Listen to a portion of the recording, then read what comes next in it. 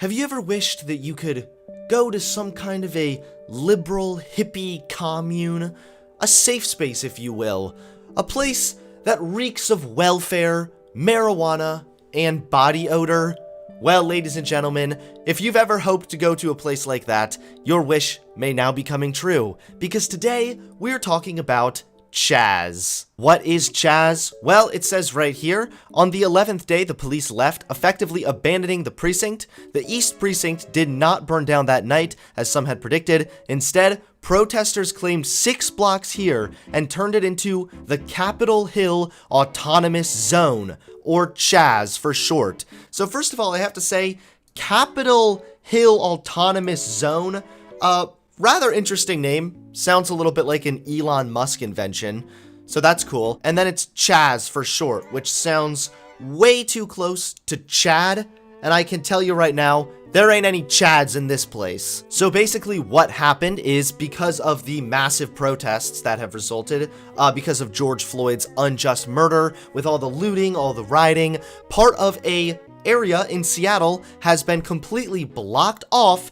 and occupied by these liberal hippies. You can see here, they're crashing out in tents, just having a big sleepover. It looks like there's some kind of a garden over there where they're probably growing weed. It's just this big area of Seattle that has been barricaded, walled off. It's being guarded by armed guards, and they have declared this a no police area, so there are no police that can even get into this spot. Now, you know I like to keep it honest on this channel, and there has been some misinformation going around about Chaz. There are some people saying that this is full of domestic terrorists, or that it's a big violent mess or some crap, when in reality, it's a lot of fun to make fun of, but based on what people are saying who have actually gone to this thing, it sounds like the majority of the people in Chaz are peaceful, but they also sound really lazy and, I don't know, just kinda lame. They're all just hanging out. They had live music. They had like this vegan stand.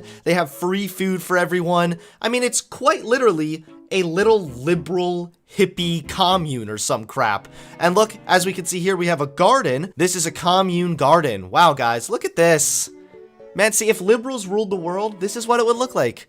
Everyone would look homeless. So of course, this is also being used as a huge time to try and spread awareness and talk about police reform, which are all things that I actually agree with. I think that we do need police reform. I do think that there's some injustice with how the police handle situations, and I do think that police disproportionately target minority groups, whether it's intentional or not. So I can agree that police reform is certainly needed.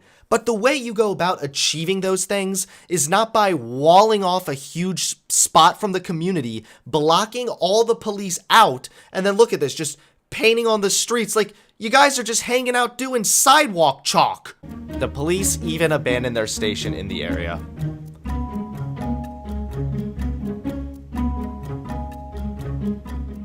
So when they say that they have occupied this space, they are not kidding. They don't mean that they're just standing out in the streets. It sounds like they're even taking over buildings in the vicinity. Listen to what this woman says.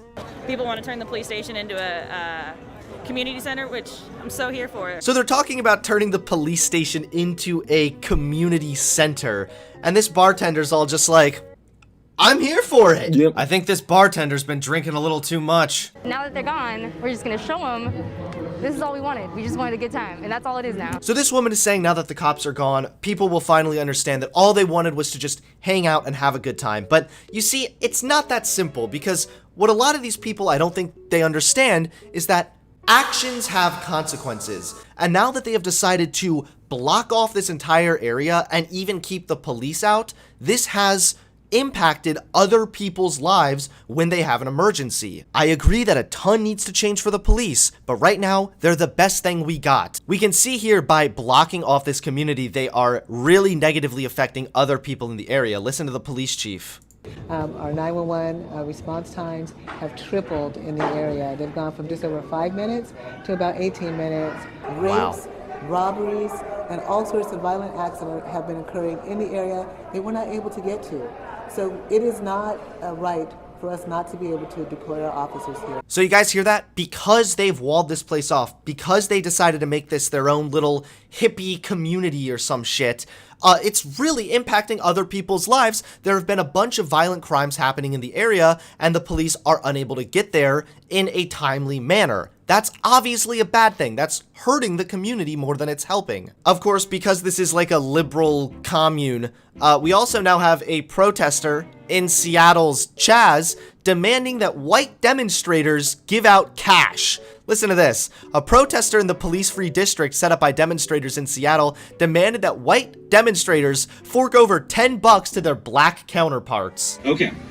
I want you to find by the time you leave this autonomous zone, I want you to give $10 to one African American person from this autonomous zone.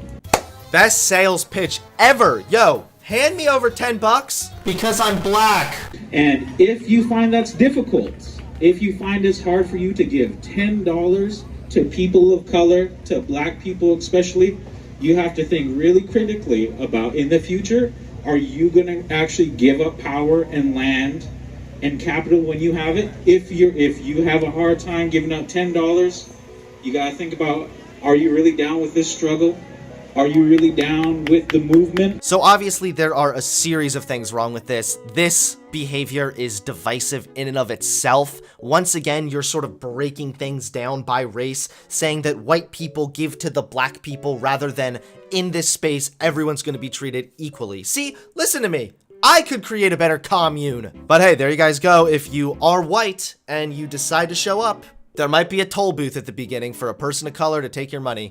They also have released a massive list of demands. So this Medium post, the demands of the collective black voices at Free Capitol Hill to the government of Seattle. So let's go ahead and see some of their demands here. The Seattle Police Department and attached court system are beyond reform. We do not request reform. We demand abolition. That doesn't sound like a very logical idea.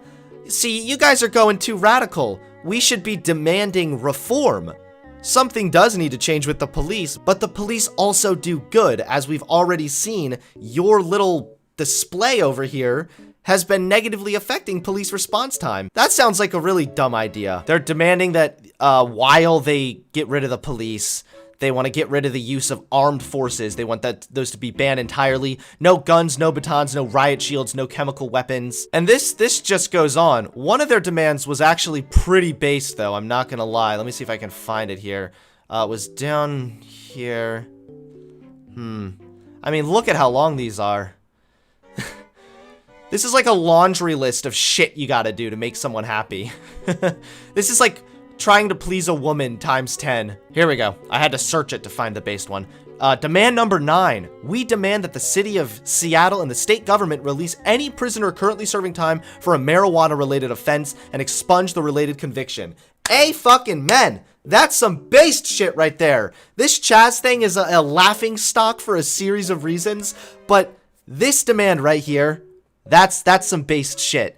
It bothers me that there are people rotting in prison for marijuana offenses when during this pandemic, marijuana dispensaries were deemed essential. So there you guys have it, the woke liberal commune where they have borders and armed guards. Very cool, but in reality, this is pretty bad optics. Trying to make white people pay some kind of a fee or some crap, that just sounds really divisive. And overall, I do not think this gets the point across in the best way. We should all be pushing for reform, but occupying these streets and blocking everyone out and affecting people who can't get help when they have an emergency, it seems like it's doing a lot more harm than good. But anyway, this was a lot of fun to make fun of. Please give this video a like, comment below, and subscribe to the channel. Also, don't forget to click that link in my description and subscribe to my new daily channel where I post content just like this one every single day. Nothing's changing on my main channel, don't worry. Just for this week, I'm going to be posting daily uploads just to see how you guys like it. And I know, it's awesome, isn't it? Thanks guys for watching. I will see you all soon.